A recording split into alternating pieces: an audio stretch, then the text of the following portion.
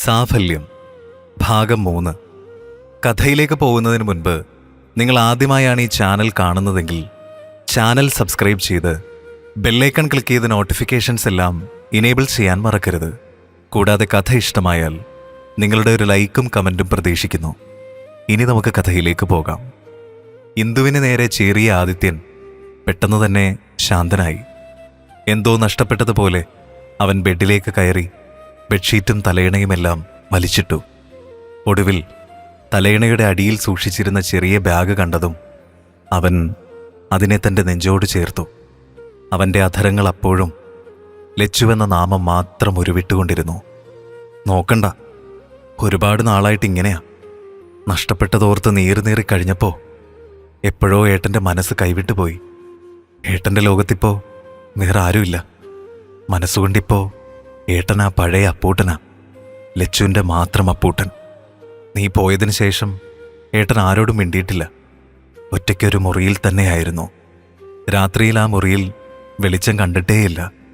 ചിലപ്പോൾ ഏട്ടന് തോന്നിക്കാണും കൂട്ടിന് ഇരുട്ട് മാത്രമേ ഉള്ളൂ എന്ന്. പിന്നെ ഈ അവസ്ഥയിലുമായി. ഒരുപാട് സൈക്കാട്രിസ്റ്റുകളെ കാണിച്ചു. എല്ലാവരും പറഞ്ഞത് ഒരൊറ്റ കാര്യ, ഏട്ടൻ്റെ മനസ്സിലെ മുറിവും അതിനുള്ള മരുന്നും ഒരേ ഒരാളാണെന്ന്. ഇനിയെല്ലാം നിന്റെ കയ്യിലാണെന്തോ. ഏട്ടൻ്റെ കാര്യത്തിൽ ഇനി എന്തെങ്കിലും ചെയ്യാൻ കഴിയുമെങ്കിൽ അത് നിനക്ക് മാത്രം. എന്തോ നിനക്കറിയോ, ഏട്ടൻ ഉറക്കത്തിൽ പറയുന്നത് പോലും നിന്റെ കാര്യങ്ങളാ. നിനക്ക് വേണ്ടി ഇലയടയുണ്ടാക്കണം, ഉണ്ണിയപ്പം ഉണ്ടാക്കണം, കുപ്പിവെള്ള വാങ്ങി വെക്കണം. ഞാൻ ഇനി പറയാൻ പോകുന്നത് നീ കേൾക്കണം. അന്നും ഇന്നും നീ മാത്രമേ ഏട്ടൻ്റെ മനസ്സിൽ ഇടം നേടിയിട്ടുള്ളൂ. ഇനി എന്തൊക്കെ സംഭവിച്ചാലും നീ ആർക്കു വേണ്ടിയും നിന്റെ പ്രാണനെ നഷ്ടപ്പെടുത്തരുത്. ആദിത്യനെ തന്നെ ഉറ്റുനോക്കിക്കൊണ്ടിരുന്ന ഇന്ദുവിനോടായി പറഞ്ഞുകൊണ്ട് അനന്തൻ റൂമിൽ നിന്നും പുറത്തേക്കിറങ്ങി. വെളിയിൽ അവനെ കാത്ത് അമൃത നിൽക്കുന്നുണ്ടായിരുന്നു. അവൻ പറഞ്ഞതെല്ലാം അവൾ കേട്ട് കാണുമെന്ന് അവൻ ഉറപ്പായതിനാൽ അവൻ അമൃതയെ നോക്കി ഇരു കണ്ണും ചിമ്മിക്കാണിച്ചു. 2 തുള്ളി കണ്ണുനീർ അവൻ്റെ കവിളിലൂടെ താഴേക്കൊഴുകാൻ തുടങ്ങിയതും അമൃത അവളുടെ കൈകളാൽ അവയെ തുടച്ചു മാറ്റി അവനെ നോക്കി കണ്ണ് ചിമ്മി. അനന്തൻ മുറിവിട്ട് പോയിട്ടും ഇന്ദു കാൽമുട്ടിൽ മുഖമൊളിപ്പിച്ച് ആ മുറിയിൽ തന്നെ ഇരുന്നു. കൺമുന്നിൽ കാണുന്നതെല്ലാം സത്യമാണെന്ന് വിശ്വസിക്കാൻ വയ്യ. താൻ കാരണം 2 ജീവൻ. നാളുകൾക്ക് മുൻപ് അച്ഛനെ ഫോണിൽ വിളിച്ചത് അവൾ ഓർത്തു. ആദിത്യൻ്റെ വിവാഹം ഉറപ്പിച്ചെന്നാണ് അപ്പോൾ തന്നോട് പറഞ്ഞത്. അതെല്ലാം കളവായിരുന്നോ? ആ ഓർമ്മയിൽ അവളുടെ കണ്ണുകൾ നിറഞ്ഞൊഴുകി. ഇല്ല, പാടില്ല, ഇനിയും കരയാൻ പാടില്ല. തിരിച്ചു പിടിക്കണം എല്ലാം. കണ്ണുകൾ അമർത്തി തുടച്ചുകൊണ്ട് അവൾ അവിടെ നിന്നും എണീറ്റു. ബെഡിൽ കമിഴ്ന്നു കിടക്കുന്ന ആദിത്യൻ അപ്പോഴേക്കും നിദ്രയെ പുൽകിയിരുന്നു. അപ്പോഴും അവൻ ആ ബാഗ് തൻ്റെ നെഞ്ചോട് ചേർത്ത് പിടിച്ചിട്ടുണ്ടായിരുന്നു. ഇന്ദു അവൻ്റെ അരികിലായി വന്നിരുന്നു. ആദിത്യൻ്റെ നെറ്റിയിലേക്ക് വീണ് കിടക്കുന്ന മുടിയിഴകൾ അവൾ ഒതുക്കി വെച്ചു. അവളോടുള്ള പ്രണയം ഒളിപ്പിച്ചിരുന്ന കണ്ണുകൾക്ക് ചുറ്റും ഇന്ന് കറുപ്പ് നിറം വ്യാപിച്ചിരിക്കുന്നു. അല്പനേരം അവനെ തന്നെ നോക്കിയിരുന്നു. പിന്നീട് അവൾ പതുക്കെ വളരെ മൃദുവായി അവൻ്റെ മൂർധാവിൽ തൻ്റെ ചുണ്ടുകൾ അമർത്തി. അത്രമേൽ പ്രണയത്തോടെ, വാത്സല്യത്തോടെ. മറുവശത്ത് അനന്തൻ്റെ നെഞ്ചിൽ തലചായ്ച്ചു കിടക്കുകയാണ് അമൃത.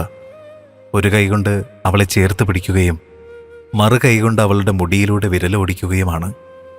രണ്ടാളുടെയും മനസ്സിലൂടെ ഒരുപാട് ചിന്തകൾ കടന്നു പോകുന്നു.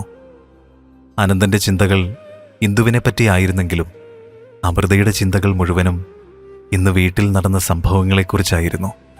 അമൃതയുടെയും അനന്തൻ്റെയും വിവാഹം പെട്ടെന്നായതിനാൽ വീട്ടിലെ കാര്യങ്ങളെല്ലാം ഒന്ന് തുറന്ന് സംസാരിക്കാൻ ഇതുവരെയും അവർക്ക് സാധിച്ചിരുന്നില്ല. അമ്മയുടെയും സഹോദരൻ്റെയും ചികിത്സയും മരുന്നും ജോലിയുമൊക്കെയായി അനന്തൻ്റെ ജീവിതം വളരെ തിരക്കേറിയതായിരുന്നു. അമൃത ഡിഗ്രിക്ക് പഠിക്കുന്ന സമയത്താണ് ഇരുവരും കണ്ടുമുട്ടിയതും പ്രണയത്തിലായതും. അവൾക്കൊരു ജോലി ആയതിനു ശേഷം വിവാഹം ചെയ്യാനായിരുന്നു അവന് താല്പര്യം.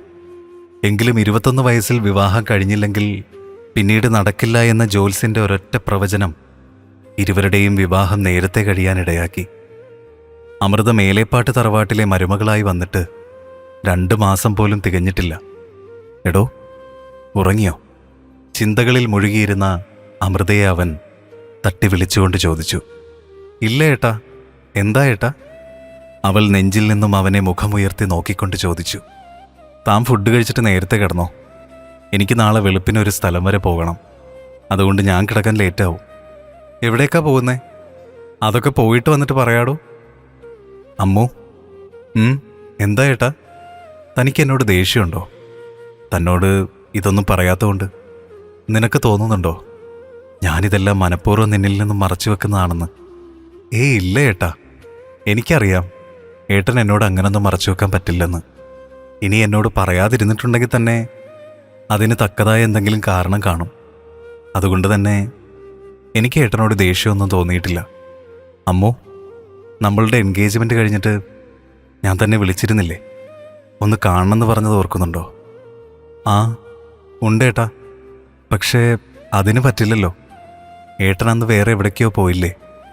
അന്ന് ഞാൻ പോയത് ഇന്ദുവിൻ്റെ അടുത്തേക്കായിരുന്നു. അവൾ വിളിച്ചപ്പോൾ പോകാതിരിക്കാൻ തോന്നിയില്ല. അത്രയ്ക്കും ദയനീയമായ അവസ്ഥയായിരുന്നു. ഏട്ടാ, അന്ന് ഇന്ദു വെച്ച് വിളിച്ചത് എന്തിനായിരുന്നു? അവിടെ എന്തെങ്കിലും പ്രശ്നമുണ്ടായിരുന്നോ? ആ ഉണ്ടായിരുന്നു, പറയാം. പക്ഷേ ആദ്യം നീ അറിയേണ്ട വേറൊരു കഥയുണ്ട്. അതാണ് ഞാനിപ്പോൾ പറയാൻ പോകുന്നത്. തുടരും. വീഡിയോ ഇഷ്ടമായെങ്കിൽ ലൈക്ക് ചെയ്യാനും ഷെയർ ചെയ്യാനും സബ്സ്ക്രൈബ് ചെയ്യാനും മറക്കരുത്.